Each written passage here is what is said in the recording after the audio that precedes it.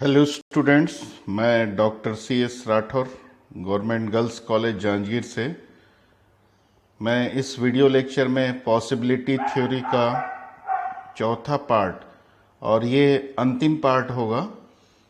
इस video lecture के बाद ये पॉसिबिलिटी थ्योरी कंप्लीट हो जाएगा और जो भी लास्ट 3 वीडियो लेक्चर हैं और इस वीडियो लेक्चर में जो भी प्रैक्टिकल प्रॉब्लम बताया हूँ मैं, उससे रिलेटेड और भी आपके एक्सरसाइज में प्रॉब्लम्स दिए हैं, उसका एक बार ज़रूर प्रैक्टिस कीजिएगा। तो चलिए इस वीडियो लेक्चर के थ्योरम्स देखते हैं और कॉन्सेप्ट देखते हैं। Possibility distribution function. Possibility distribution function क्या होता है? एक function r x2 closed interval 0 1, इसी को पॉसिबिलिटी डिस्ट्रीब्यूशन फंक्शन बोलते हैं। और ये कैसा डिफाइन होता है? R of x universal set के किसी भी मेंबर का image possibility of singleton set x उस x के सिंगलटन सेट के पॉसिबिलिटी के इक्वल होता है। तो पॉसिबिलिटी डिस्ट्रीब्यूशन फंक्शन किसका इमेज बनाता है? यूनिवर्सल सेट कैपिटल X के मेंबर्स का इमेज बनाता है और किसके इक्वल होता है? Possibility of singleton set x। अब हम एक थ्योरम देखते हैं इसी फंक्शन पे बेस्ड। क्या है? एवरी पॉसिबिलिटी मेजर पॉस, इसको शॉर्ट फॉर्म पॉस से डिनोट करते हैं, on a finite power set px is uniquely determined by a possibility distribution function R via the formula possibility of A equal to maxima of Rx such that x belongs to A। यानी हम किसी set के possibility को कैसे express कर सकते हैं? उस सेट में जितने भी मेंबर्स हैं उन सब के पॉसिबिलिटी डिस्ट्रीब्यूशन फंक्शन के रिस्पेक्ट में जो इमेज आता है उसके मैक्सिमम वैल्यू के इक्वल होता है। अब चलिए देखते हैं इसका प्रूफ। इसको हम इंडक्शन मेथड से प्रूफ करेंगे, मैथमेटिकल इंडक्शन मेथड। लेकिन किस में अप्लाई करेंगे mathematical induction method? Cardinality of set ए। पहले हम इस सेट ए की कार्डिनलिटी 1 मान लेते हैं। अगर हम कार्डिनलिटी 1 मानेंगे सेट ए की, मतलब सिंगल मेंबर है, सेट ए में सिंगलटन सेट है। अब सिंगलटन सेट है तो क्या हो जाएगा? हमारा बेसिक डेफिनेशन पे ही आ जाते हैं आर के। R X equal to possibility of singleton X. तो सिंगलटन सेट एक्स ए है तो यहाँ ए लिख देते हैं, और ये एक्स ए का मेंबर है, सिंगल मेंबर है, तो X belongs to A R X. तो सिंगल मेंबर है तो इसका मैक्सिमा आर एक्स ही होगा, तो इसको मैक्सिमा फॉर्म में एक्सप्रेस कर सकते हैं। तो इस केस में ये स्टेटमेंट प्रूफ हो जाता है। अब हम एज्यूम कर लेते हैं जब कार्डिनलिटी 1 के लिए ये थ्योरम ट्रू है, तो सपोज एक cardinality a equal to n-1 हो, तब भी से ये थ्योरम ट्रू है। तो अब हम इस थ्योरम को किसके लिए ट्रू प्रूफ करेंगे? एक ऐसे सेट के लिए जिसकी कार्डिनलिटी n है।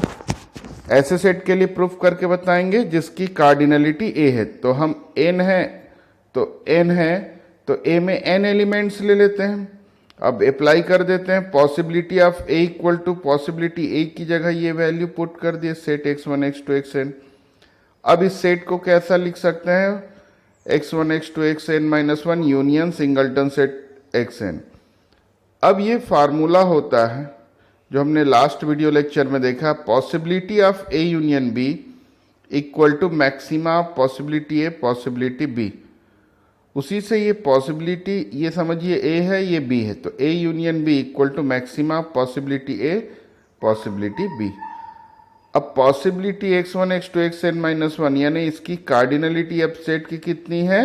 n-1। कार्डिनलिटी n-1 वाले सेट के लिए हमने ये एज्यूम कर लिया है कि ये ट्रू है, और इसीलिए इसके लिए हम जो स्टेटमेंट है उसको अप्लाई कर सकते हैं। मतलब ये किसके इक्वल हो जाएगा? Maxima of rx1 rx2 rx3 rxn-1। और सिंगलटन सेट के लिए तो डेफिनेशन से ही आ जाएगा direct, possibility of singleton set X N R x N के इक्वल होगा। अब ये जो मैक्सिमा है इसको बाहर निकालें, एक ही मैक्सिमा के अंदर ले आए सबको, तो maxima of r x one, r x two, r x n. तो ये x one, x two, x n किसके मेंबर्स हैं? सेट ए के। तो हम इसको क्या लिख सकते हैं? R x such that x belongs to A. तो इसका मतलब ये कार्डिनलिटी एन के लिए भी पॉसिबिलिटी ए किसके इक्वल आ गया? Maxima of r x such that x belongs to A. तो हमने cardinality of A equal to 1 के लिए प्रूफ करके दिखाया, cardinality of A equal to n minus 1 के लिए एज्यूम किया, और फिर से cardinality of A equal to n के लिए अभी जस्ट प्रूफ करके दिखाया। इसका मतलब इंडक्शन मेथड से ये थ्योरम प्रूफ हो जाता है।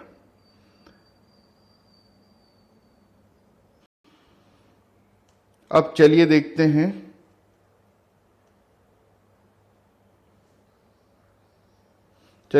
हैं पॉसिबिलिटी डिस्ट्रीब्यूशन। पॉसिबिलिटी डिस्ट्रीब्यूशन क्या होता है? आर पॉसिबिलिटी डिस्ट्रीब्यूशन फंक्शन है ऑन यूनिवर्सल सेट एक्स जिसमें सपोज n मेंबर्स हैं। तो इन सबके पॉसिबिलिटी डिस्ट्रीब्यूशन फंक्शन के रिस्पेक्ट में इमेजेस निकालेंगे, उनका ये n टपल्स, क्योंकि n मेंबर्स हैं तो n इमेजेस होंगे, तो उनका जो n टपल है जिसको r से डिनोट करते हैं, यही क्या कहलाता है? Possibility distribution. इसी r को जो n टपल्स के फॉर्म में है पॉसिबिलिटी डिस्ट्रीब्यूशन बोलते हैं, associated with the function r, associated with the function r, ये कहलाता है पॉसिबिलिटी डिस्ट्रीब्यूशन। और इसमें कितने मेंबर्स हैं? इस पॉसिबिलिटी डिस्ट्रीब्यूशन में n मेंबर्स हैं, तो इसकी लेंथ n कहलाएगी।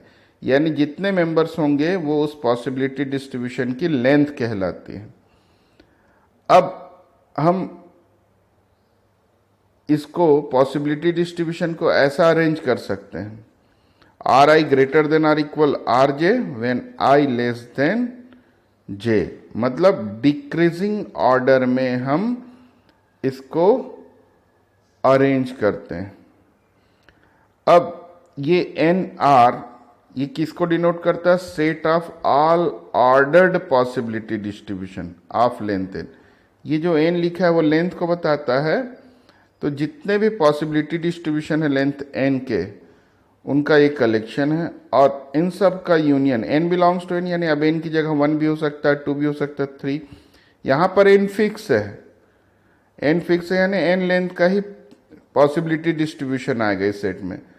अब यहाँ 2 आर लेंगे तो 2 लेंथ का, 3 आर लेंगे 3 लेंथ के, ऐसे सारे लेंथ के पॉसिबिलिटी डिस्ट्रीब्यूशन का ये यूनियन आर से डिनोट करते हैं। अब 1 आर और 2 आर दो मेंबर्स हो गए, और इसमें पार्शियल ऑर्डर रिलेशन कैसा डिफाइन होता है इस सेट में? इस सेट में पार्शियल ऑर्डर रिलेशन जैसे यहां पर देखिए दो मेंबर लिए हैं, 1 आर और 2 आर, किसके दो मेंबर लिए हैं? एन आर के, मतलब लेंथ एन के पॉसिबिलिटी डिस्ट्रीब्यूशन के दो मेंबर्स लिए। तो इनमें एक रिलेशन डिफाइन होता है, कैसे डिफाइन होता है? 1 R related to less than are equal, यानी रिलेशन का सिंबल है 1 R related to 2 R if and only if 1 R I less than are equal to R I, यानी करस्पॉन्डिंग मेंबर्स के बीच हो, यानी 1 R 1 less than are equal 2 R 1 हो, 1 R 2 less than are equal 2 R 2 हो, 3 R 1 less than are equal हो, 1 R 3 less than are equal हो 2 R 3 से, 1 R 4 less than are equal हो 2 आर 4 से। तो ऐसे इस टाइप से अगर ये रिलेशन हो इनके बीच, तो ये पार्शियल ऑर्डर रिलेशन होता है। अब पार्शियल ऑर्डर रिलेशन हो गया यानी एन आर क्या हो गया? इस रिलेशन के रिस्पेक्ट में एक पोसेट हो गया, और ये एक लैटिस भी होता है, ये सेट एक लैटिस भी फॉर्म करता है। तो लैटिस के लिए किस चीज़ की जरूरत पड़ती है? ज्वाइन और मीट की। तो यहाँ ज्वाइन और मीट कैसे डिफाइन होता है? ज्वाइन मतलब मैक्सिमा, करस्पॉन्डिंग मेंबर्स के जो मैक्सिमम वैल्यू है उनका एन टपल्स होता है इनका ज्वाइन, और मीट क्या होता है? करस्पॉन्डिंग मेंबर्स के मीन का एन टपल्स होता है। तो यहाँ पर ये ज्वाइन और मिड दो ऑपरेशन, तो इसके रिस्पेक्ट में ये लैटिस भी होता है। पार्शियल ऑर्डर रिलेशन तो है ही ये वाला रिलेशन, यानी पोसेट है। अब ज्वाइन और मिड भी डिफाइन हो गया, मतलब ये लैटिस हो जाता है। तो जो n लेंथ के पॉसिबिलिटी डिस्ट्रीब्यूशन का जो सेट है वो एक लैटिस होता है। अब देखते हैं, अभी हमने देखा पॉसिबिलिटी डिस्ट्रीब्यूशन, अब देखते हैं बेसिक डिस्ट्रीब्यूशन। बेसिक डिस्ट्रीब्यूशन कैसा डिफाइन होता है? x set x universal set है यहाँ पर, जिसमें n मेंबर्स हैं, और हम क्या किए, ai एक सेट डिफाइन किए। ai में कौन कौन से मेंबर है? x1 x2 x up to xi। मतलब जैसे ये a1 लें तो ये सिंगलटन सेट x1 होगा, सेट a2 लेंगे तो x1 x2 होगा, a3 लिए तो इसका मतलब x1 x2 x3 होगा, a4 लेंगे तो x1 x2 x3 x4 होगा। इसका मतलब a2 क्या हो गया? ऑब्वियसली a1 को कॉन्टेन करेगा, a3 a2 को कॉन्टेन करेगा, और an सबसे बड़ा सेट यानी यूनिवर्सल सेट होगा an, जो इन सब को कॉन्टेन करेगा। तो ये सेट हमने इस प्रकार डिफाइन किया। तो इन सेट्स के बेसिक असाइनमेंट का सम 1 होता है, और m of a equal to 0, जो मतलब ये सारे फोकल एलिमेंट्स है। ये जो a1 a2 an जो अरेंज्ड हैं इंक्रीजिंग ऑर्डर में, ये सारे फोकल एलिमेंट्स हैं, और जो इसके इक्वल नहीं है उनका असाइनमेंट 0 है। जो या तो a1 a2 an इनमें से किसी के इक्वल नहीं है, उनका असाइनमेंट 0 है, और a1 a2 an के असाइनमेंट का सम 1 होता है। अब सबका अलग अलग असाइनमेंट होगा, a1 का अलग होगा, a2 का अलग होगा, an का अलग होगा। तो m1 किसका असाइनमेंट है? a1 का, मतलब m1 ma1 के इक्वल है, m2 ma2, वैसे an का mn। तो ये n टपल्स के फॉर्म में ये जो सेट्स जो इंक्रीजिंग ऑर्डर में हमने अरेंज किया था a1 a2 an, जो इस टाइप से डिफाइन है, इनके असाइनमेंट का n टपल्स है। इसी को बोला जाता है बेसिक डिस्ट्रीब्यूशन। वहाँ पर पॉसिबिलिटी डिस्ट्रीब्यूशन में R1 R2 Rn था, ये बेसिक असाइनमेंट का ये डिस्ट्रीब्यूशन है, इसलिए बेसिक डिस्ट्रीब्यूशन बोलते हैं। This m is called basic distribution. तो क्लियर हो गया होगा पॉसिबिलिटी डिस्ट्रीब्यूशन और बेसिक डिस्ट्रीब्यूशन। अब दोनों डिस्ट्रीब्यूशन में हम रिलेशन देखते हैं, मतलब रिलेशन को हम यहाँ पे डिराइव करके देखते हैं। तो हम पॉसिबिलिटी डिस्ट्रीब्यूशन फंक्शन का डेफिनेशन जानते हैं, क्या होता है? r of x equal to possibility of singleton set x, ri equal to rxi equal to possibility of xi। अब पॉसिबिलिटी सेम ही होता है, ये तो प्लॉसिबिलिटी का स्पेशल केस होता है, तो इसलिए हम पॉसिबिलिटी को प्लॉसिबिलिटी लिख सकते हैं। ये हमने दूसरे या तीसरे वीडियो लेक्चर में देखा है, आप लोग एक बार फिर से देख सकते हैं, या नोट्स बनाया होगा आप लोगों ने, उसमें देख सकते हैं कि पॉसिबिलिटी और प्लॉसिबिलिटी सेम है, यानी प्लॉसिबिलिटी का स्पेशल केस होता है, इसलिए हम इसको ऐसा लिख सकते हैं। अब प्लॉसिबिलिटी ऑफ एक्स आई को हम बेसिक असाइनमेंट के फॉर्म में कैसे लिख सकते हैं? ये रिलेशन होता है। इस रिलेशन के बारे में भी हम लास्ट 3 वीडियो लेक्चर, सेकेंड या थर्ड वीडियो लेक्चर में देखे हैं।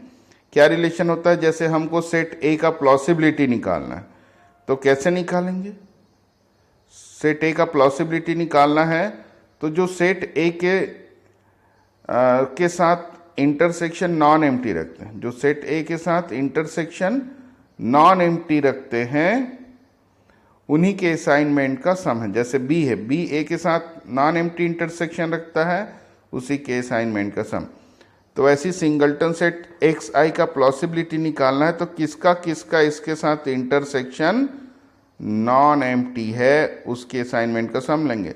किसका किसका होगा? एक तो खुद ए आई में कौन कौन, ए आई के पहले का अगर कोई सेट लें, ए आई -1, जैसा हमने पिछले स्लाइड में देखा, ए आई क्या होता है? x1 x2 xi होता है, मतलब a1 में सिंगलटन सेट x1, a2 में x1 x2, वैसी ए आई में xi तक रहेगा। अब ये xi ए आई से ही चालू होगा। अगर ए आई -1 लेंगे तो ये कहाँ तक होगा, xi माइनस 1 तक होगा। तो xi माइनस 1 तक होगा, तो इसके साथ इसका इंटरसेक्शन निकालेंगे अगर, तो कोई भी कॉमन एलिमेंट नहीं आएगा, फाई आ जाएगा। अब ai देखें, ai xi को कॉन्टेन कर रहा है, इसलिए इसका इंटरसेक्शन निकालें तो नॉन एम्प्टी आएगा, इसलिए ai का असाइनमेंट यहाँ पर लेंगे। अब ai प्लस 1 देखें, तो ai प्लस 1 तो इसका सुपर सेट होता है, उसमें xi प्लस 1 भी आ जाएगा, एक मेंबर एक्स्ट्रा आएगा, मतलब xi इन दोनों में कॉमन है, तो ai प्लस 1 का भी इसके साथ इंटरसेक्शन नॉन एम्प्टी होगा। वैसे ai प्लस 2 का भी इसके साथ इंटरसेक्शन नॉन एम्प्टी होगा, क्योंकि ai plus 1, ai plus 2, ai plus 3, यानी ai के आगे आने वाले जितने भी सेट्स हैं वो सब ai xi को कॉन्टेन करते हैं, और xi को कॉन्टेन करते हैं, इसलिए इसके साथ नॉन एम्प्टी इंटरसेक्शन रखते हैं। तो इसलिए ai और ai के बाद आने वाले सेट्स के असाइनमेंट का सम हो जाएगा। ये इस रिलेशन से आया। ma अब ma1 को a1 बोलते हैं, ma2 को a2, जैसा हमने लास्ट स्लाइड में देखा। तो ये सम ऑफ ma यानी mk, मतलब m1 mi plus mi plus 1 mi plus 2 plus mn। तो अगर हमको पॉसिबिलिटी डिस्ट्रीब्यूशन का ith कंपोनेंट निकालना है तो ऐसे इस फार्मूला से हम निकाल सकते हैं। जैसे फर्स्ट कंपोनेंट निकालना r1, तो यहाँ m1 plus m2 plus m3 up to mn। r2 निकालना है तो m2 plus m3 plus m4 mn तक निकालना है। rn निकालना है तो सिर्फ mn आएगा। तो ये रिलेशन हो गया, मतलब अगर हमको बेसिक डिस्ट्रीब्यूशन पता है, पॉसिबिलिटी डिस्ट्रीब्यूशन निकालना है तो इस फार्मूले से निकाल सकते हैं। वैसे ही उल्टा सोचें, अगर हमें पॉसिबिलिटी डिस्ट्रीब्यूशन फंक्शन पता है और बेसिक डिस्ट्रीब्यूशन निकालना है तो देख सकते हैं, कैसे देखें, इन दोनों को माइनस करें, r1 में से r2 को माइनस करें तो m2 से mn तक के सारे वैल्यू इससे माइनस हो कैंसिल हो जाएगा, सिर्फ m1 बचेगा। वैसे ही r3 और r2 को माइनस करेंगे तो m3 से आगे के सारे वैल्यू माइनस हो कैंसिल हो जाएगा, m2 बच जाएगा। तो अगर हमको पॉसिबिलिटी डिस्ट्रीब्यूशन पता हो इस प्रकार तो हम बेसिक डिस्ट्रीब्यूशन भी निकाल सकते हैं। तो इस प्रकार दोनों में से कोई एक पता हो तो दूसरा हम फाइंड कर सकते हैं। जैसे देखिए एग्जांपल, हमको जैसे यहाँ पे बेसिक डिस्ट्रीब्यूशन पता, अब हमको पॉसिबिलिटी डिस्ट्रीब्यूशन निकालना है, r1 निकालना है। r1 मतलब m1 प्लस m2, ये 7 मेंबर्स हैं, 7 टपल्स हैं, तो m1 plus m2 plus m7 सबको ऐड कर दिया, 1 आ गया। r2 निकालना है तो m2 plus m3 up to m7 सबका सम किए, 1 आ गया, मैंने m2 से। r3 निकालना है तो m3 से m7 तक सम करना है। r4 निकालना है तो m4 से m7 तक करना है। r5 निकालना है तो m5 से m7 तक के सबको सम करना है। तो ऐसे हम यहाँ पे पॉसिबिलिटी डिस्ट्रीब्यूशन निकाल लिए। अब हम अभी इसके जस्ट पहले एक थ्योरम देखें, possibility of a equal to maxima of rx such that x belongs to a। उसी फार्मूले से क्या आएगा, ये possibility of set x1 x2 up to x7 equal to maxima of rx1 rx2 rx7। rx1 r1 denote करते हैं, इसको r2 r7, तो मैक्सिमा ऑफ r1 r2। ये जो r1 r2 r3 r4 r7 निकाले हैं, इनका मैक्सिमम वैल्यू क्या है, 1। तो इसका मतलब ये जो सेट है इसका पॉसिबिलिटी 1 हो जाएगा। तो हम यहाँ पर क्या क्या चीज़ निकाल लिए कि बेसिक डिस्ट्रीब्यूशन दिया था, पॉसिबिलिटी डिस्ट्रीब्यूशन निकालिए, पॉसिबिलिटी डिस्ट्रीब्यूशन से हम सेट x1 x2 x7 का पॉसिबिलिटी निकाल लिए, सेट x2 x3 x7 का भी पॉसिबिलिटी निकाल लिए, और भी जो सेट्स बन सकते हैं यहाँ उन सब का हम पॉसिबिलिटी निकाल सकते हैं। तो ये हो गया अपना पॉसिबिलिटी डिस्ट्रीब्यूशन और बेसिक डिस्ट्रीब्यूशन के बारे में। अब चलिए देखते हैं possibility theory versus possibility theory. तो पॉसिबिलिटी थ्योरी क्या होता है, पहले ही जब बिलीफ मेजर और प्लॉसिबिलिटी मेजर के बारे में चर्चा हुई थी उस समय भी देखे थे कि जो प्लॉसिबिलिटी मेजर है और बिलीफ मेजर है वो नॉन एडिटिव होता है। एक सुपर एडिटिव होता है, दूसरा सब एडिटिव, लेकिन वो एडिटिविटी एग्जाम्स को सेटिस्फाई नहीं करता। लेकिन प्रोबेबिलिटी थ्योरी क्या होता है? जो एडिटिविटी को सेटिस्फाई करता है। जैसे कोई भी मेजर, प्रोबेबिलिटी मेजर कब कहलाता है? जब वो एडिटिविटी को सेटिस्फाई करे, यानी probability of A union B equal to probability of A plus probability of B for all A B belongs to P X such that A intersection B equal to phi. ये condition कब hold करेगा? जब ए और B disjoint होंगे। तो जो भी इस कंडीशन को सेटिस्फाई करेगा जब ए और बी डिसजॉइंट होंगे, तो उस मेजर को प्रोबेबिलिटी मेजर कहते हैं। अब देखते हैं इस पे बेस्ड थ्योरम। थ्योरम का स्टेटमेंट क्या है?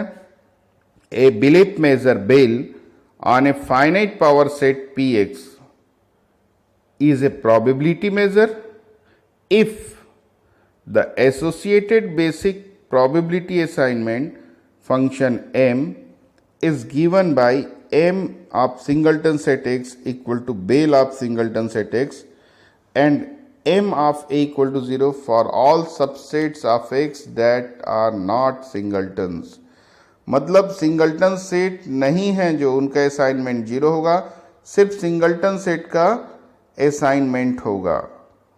तो ये हमको प्रूफ करना है। मतलब इफ है, इफ एंड ओनली इफ है, तो बोथ साइड से प्रूफ करना है।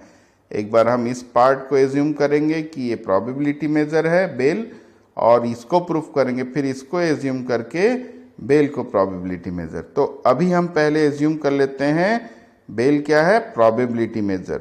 तो हमको क्या शो करना है कि सिंगल्टन सेट का असाइनमेंट इतना होता है और जो सिंगल्टन नहीं है उसका असाइनमेंट 0 होता है। ये हमारा टारगेट है पहले पार्ट में। तो बेल क्या है? प्रोबेबिलिटी मेजर हमने एज्यूम किया, तो ये प्रूफ करना है। तो अब ए जो है वो 5 भी हो सकता है, और अगर ए 5 हुआ तो M of A equal to M of 5, और 5 का असाइनमेंट 0 होता है। ये तो हमने डेफिनेशन में ही देखा है बेसिक असाइनमेंट के।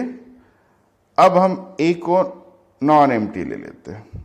सपोज ए नॉन एम्प्टी है, ए नॉन एम्प्टी है और उसमें n मेंबर्स हैं, तो क्या हो जाएगा? ये bel of A equal to bel of x1 x2 xn। अब हम इसको, इस सेट को कैसा एक्सप्रेस करते हैं? Singleton set x1 union x2 x3 x1। अब क्योंकि हम बेल को क्या माने हैं? प्रोबेबिलिटी मेजर, और साथ ही साथ ये दो सेट डिसजॉइंट है, मतलब ये मानिए बेल ए यूनियन बी है और ए और बी डिसजॉइंट है, क्योंकि x1 इसमें है, यहाँ x1 नहीं है। तो इसलिए प्रोबेबिलिटी मेजर का कॉन्सेप्ट लगा दें तो दोनों का सम आ जाएगा अलग अलग। Bel of singleton set x1 plus bel of set x2 x3 xn। अब bel of singleton set x1, फिर हम इसमें से नेक्स्ट स्टेप में क्या करेंगे? इस सेट को क्या लिख सकते हैं? Singleton set x2 union x3 x4 xn। फिर प्रोबेबिलिटी मेजर का कॉन्सेप्ट लगाएंगे, फिर ये हो जाएगा bell x2 plus bell x3 x4 x। ऐसे धीरे धीरे करते एक एक सिंगल्टन सेट को अलग करते जाएंगे, तो सारे सिंगल्टन सेट के बेल मेजर का सम आ जाएगा ये। तो बेल ए किसके इक्वल हो गया? m of singleton set xi। अब यहाँ पे बेल का रिलेशन क्या होता है असाइनमेंट से? बेल, किसी भी सेट का बेल मेजर निकालना है तो क्या होता है? जो ए के सबसेट्स होते हैं उनके असाइनमेंट का सम होता है। बेल का बेसिक असाइनमेंट से क्या रिलेशन होता है? फिर से देखिए, जो सेट ए का निकाल रहे हैं बेल, उसके सबसेट्स के असाइनमेंट का सम होता है। तो हमारे पास अभी जो रिलेशन आया है उसमें क्या है? ए के सबसेट्स के ही असाइनमेंट का सम आया है। इस रिलेशन से देखें तो यहां पर सिर्फ ए के सबसेट्स के असाइनमेंट का सम आया। तो ए के तो बहुत सारे सबसेट्स हो सकते हैं, लेकिन यहां पर किसका असाइनमेंट आया है? सिर्फ सिंगल्टन सेट का असाइनमेंट आया है। ध्यान दीजिएगा, हमारे पास रिलेशन क्या है? ए का बेल निकालना है तो ए के जितने भी सबसेट्स हैं उनके असाइनमेंट का सम होता है। तो ये हमारे पास रिजल्ट आया है। इसका मतलब ए, यहाँ पर जितने भी इसके सबसेट्स हैं उसके असाइनमेंट का सम आया, लेकिन हम क्या देख रहे हैं यहाँ पर? सिर्फ सिंगल्टन सेट के असाइनमेंट का सम आ रहा है। मतलब बाकी जो सेट्स होंगे, इसके सबसेट्स होंगे, उनका असाइनमेंट 0 होगा। इसीलिए नहीं आया है यहाँ पर। तो इससे क्या क्लियर होता है, हम इन दोनों को कंपेयर करें तो सिर्फ सिंगलटन सेट का असाइनमेंट है और बाकी इसके जो सबसेट्स हैं जिसमें 2 एलिमेंट होंगे, 3 एलिमेंट वाला सबसेट होगा, उसका असाइनमेंट 0 है, इसलिए वो यहाँ पर नहीं आया है। तो ये पार्ट कंप्लीट हो गया। मतलब उस दोनों इक्वेशन से देखें तो ये हमारा रिलेशन आ जाता है, सिंगलटन सेट एक्स का basic assignment M of singleton set X होगा और जो नॉन सिंगलटन है उसका असाइनमेंट 0 होगा। अब कन्वर्स पार्ट देखते हैं। हम एज्यूम कर लेते हैं कि एम क्या है, इस कंडीशन को सेटिस्फाई करता है। मतलब जो सिंगलटन सेट है उसका assignment bel of singleton set X के इक्वल होता है और जो नॉन सिंगलटन है उसका असाइनमेंट 0 होता है। तो हमको प्रूफ करना है कि बेल प्रोबेबिलिटी मेजर है। अब बेल को प्रोबेबिलिटी मेजर प्रूफ करना है यानी एडिटिविटी प्रॉपर्टी को होल्ड कराना है। अब हम इसके लिए 2 सेट ले लेते हैं, ए और बी। कैसे सेट ले लेते हैं, जो डिसजॉइंट है, क्योंकि प्रोबेबिलिटी मेजर के लिए डिसजॉइंट होना जरूरी है। तो डिसजॉइंट ले लिए। अब हम बेल ए प्लस बेल बी लेते हैं। तो बेल ए किसके इक्वल होगा, इसके जितने भी सबसेट्स हैं उनके असाइनमेंट का सम। तो इसके तो बहुत सारे सबसेट्स हो सकते हैं, तो उनके असाइनमेंट का सम लेंगे। तो हमारे पास अभी जो एज्यूम किए हैं उससे क्या है, जो सिर्फ सिंगलटन सेट है उसका असाइनमेंट नॉन 0 है, बाकी जो नॉन सिंगलटन है उसका असाइनमेंट 0 है। तो ए के हम उन्हीं सबसेट्स को यहां पर रखेंगे जिसका असाइनमेंट 0 नहीं है। तो किसका असाइनमेंट 0 नहीं है, इसके सिंगलटन सबसेट्स का। तो इसलिए यहां पर सिर्फ इसके सिंगलटन सबसेट्स के असाइनमेंट का सम आएगा। वैसे बी में भी वही है, क्योंकि हमने एज्यूम किया है कि नॉन सिंगलटन का 0, इसलिए यहां भी सिर्फ सिंगलटन सबसेट्स के असाइनमेंट का सम लिखेंगे। अब क्योंकि ए और बी डिसजॉइंट है, कोई भी कॉमन एलिमेंट नहीं है यहां पर सम में, इसलिए हम दोनों को मर्ज कर सकते हैं। तो ये आ जाएगा x belongs to A union B M of singleton set x। और ये क्या हो गया, ए यूनियन बी के जितने मेंबर्स हैं उनके सिंगलटन सेट्स के असाइनमेंट का सम, यानी ए यूनियन बी के सबसेट्स के असाइनमेंट का सम। बाकी सबसेट्स तो आएगा नहीं सिंगलटन को छोड़ के, क्योंकि बाकी सबसेट्स का असाइनमेंट 0 है, इसलिए यहां ए यूनियन बी के सिर्फ सिंगलटन सबसेट्स के असाइनमेंट का सम आया।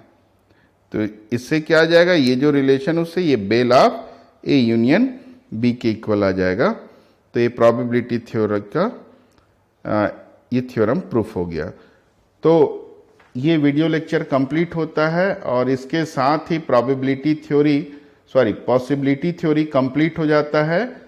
और इसमें जो भी और भी प्रॉब्लम्स होंगे उसको आप लोग बुक से देख सकते हैं।